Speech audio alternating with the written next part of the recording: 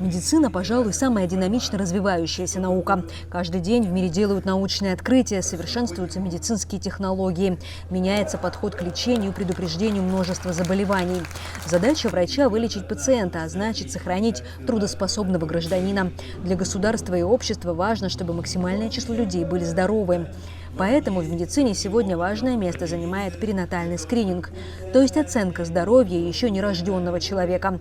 Новыми знаниями в этой области с абхазскими коллегами поделилась Карине Отарян, сертифицированный специалист Международного фонда медицины плода. Это здоровые дети, это здоровое поколение.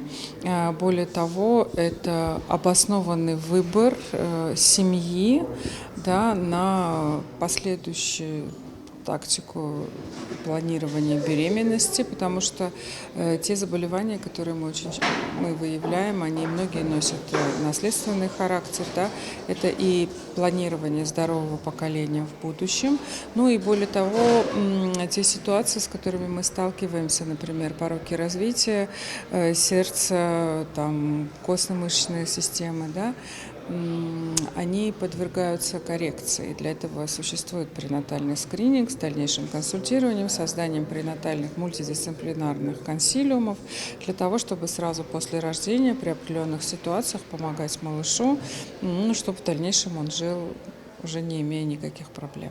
По словам кандидата наук, у врачей и будущих матерей должна быть возможность выбора. Рисковать и вынашивать плод, которому поставлен несовместимый с жизнью диагноз, или все же делать аборт, выяснить причину патологии и потом уже зачать здорового ребенка. Запрет на аборты, наверное, это не совсем правильно, да, все-таки оговорка по медицинским показаниям нужна. И, соответственно, для чего и нужны обязательно создание пренатальных консилиумов, для того, чтобы профессионалы это решали, да, и, возможно, все-таки делать какие-то исключения. Есть определенные пороки развития и генетические синдромы, которые не жизнеспособны. Здесь опять у нас задача пренатального консилиума информировать семью соблюдением всех этических норм, потому что есть религиозный аспект, да, но в любом случае наша задача донести до семьи, что ситуация неисправима, и наша задача максимально рано выявить эту проблему, чтобы в дальнейшем планировать беременность уже здоровым малышом. Доктор медицинских наук, старший научный сотрудник Центрально-научно-исследовательского института стоматологии Жарулах Ашуев рассказал о связи здоровья зубов и всего организма. Зуб – это недооцененный основной орган человеческого организма. Каждый зуб связан с определенным органом, поэтому прежде чем удалить зуб, мы должны понимать, что мы наносим ущерб определенному органу. Допустим, клык удаляем, страдает зрение. Удаляем 8-й зуб, страдает сердце. 6-й зуб держит прикус, осанку человека. Я могу как профессионал определить, как человек ходит, у него есть 6-й зуб или нет.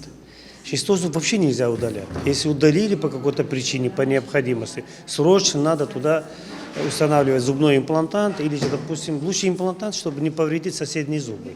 Очень часто зуб потерял человек, и еще ортопеды начинают препарировать абсолютно здоровые соседние зубы. Это каждые 5 лет надо менять ортопедическую конструкцию, и это чревато уже как инвалидностью. Ашуев участвовал в первом медицинском форуме в Абхазии. По словам доктора, в этом году его абхазские коллеги уже наравне с российскими врачами участвовали в дискуссиях. В прошлом году я делал доклад по челюстно-лицевой хирургии, по суставу, по имплантологии. И люди в основном смотрели, внимательно слушали. А в этом году была какая-то обратная связь, более активная. Я многих узнавал, они меня узнавали, мне было очень интересно.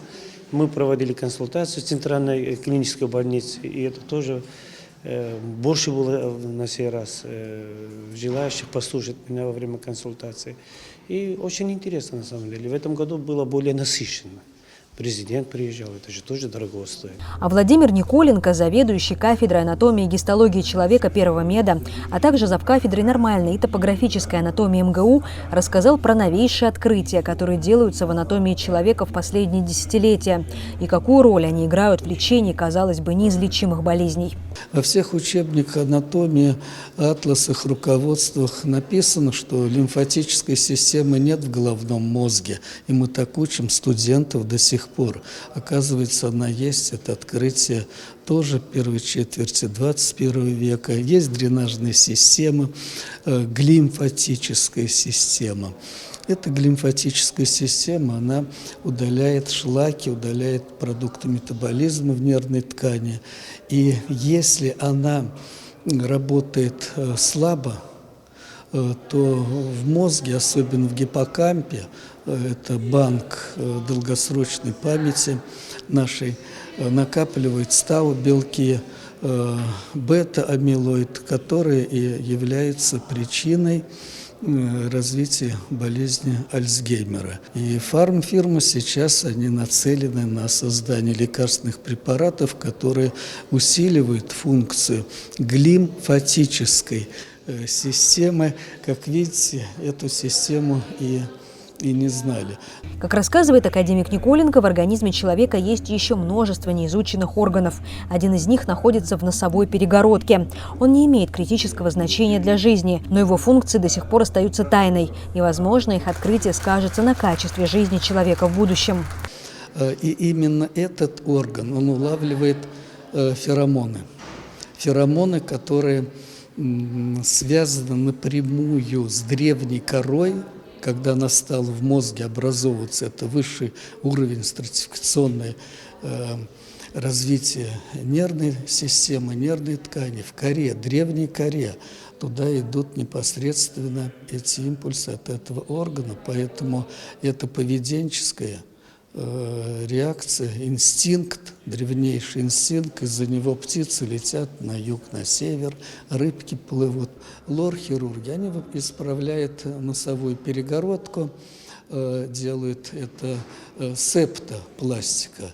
Пластические хирурги делают форму носа другую, где-то горбинку убрать, где-то курносый нос сделать.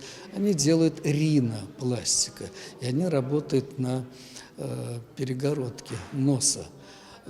И первый вопрос мой был, а как реакция на феромоны у этих людей? Никто не жаловался. А вы анкетировали хотя бы своих прооперированных пациентов, пациенток? Вот, конечно, нет. И мы занялись этой проблемой. Мы смотрим ультразвуковым аппаратом, другими волновыми приборами. По словам академика Владимира Николенко, большое значение для развития даже региональной медицины играет патологическая анатомия, то есть вскрытие, которое в Абхазии редко делается даже в случае смерти пациента в больнице. Патологоанатомический диагноз он остается до сих пор самым таким важным. Делают сейчас и во многих странах перешли на МРТ, КТ-диагностику, как будто такое виртуальное вскрытие, тоже смотрят человека. Но многие моменты, они будут опускаться, мы не заметим. Не заметим их, не заметим. Второй медицинский форум в Абхазии стал еще более масштабным мероприятием, чем первый. В нем приняли участие более 300 абхазских и российских медиков и ученых, а также министры здравоохранения России, Приднестровья и Южной Осетии.